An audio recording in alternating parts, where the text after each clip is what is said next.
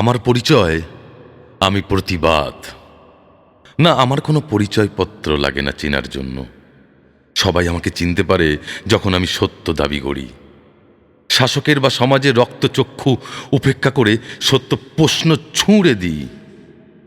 উত্তর যদি পরিপন্থী হয় আসনের, শুরু হয় ভ্রুকুটি, চলতে থাকে হুমকি ধমকি।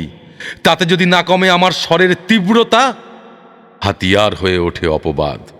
আর যে আইন টেবিলের নিচে লুকায় প্রয়োজনে, তার পঙ্গু হাত হঠাৎ শক্ত সামর্থ্য হয়ে ওঠে অত্যাচারীর আদেশে।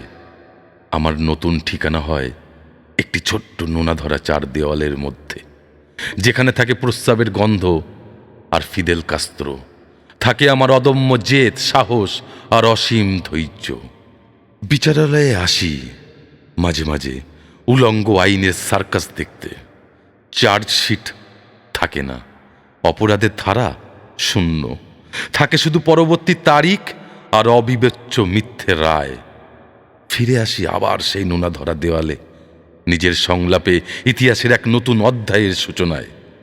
সব অপশক্তির একদিন ক্ষয় হয়, সব দুঃশাসন একদিন পরাজিত হয়, সংবিধানও সংশোধন হয়। কারণ আমরা থাকি সময়ের সাথে, গড়ে তুলি নবজাগরণ, নতুন দাবির আর ন্যায্য অধিকারের জন্য পৃথিবীর সব রাজপথে, প্লাকার্ড হাতে, মিছিলের ভিড়ে, স্লোগানে স্লোগানে।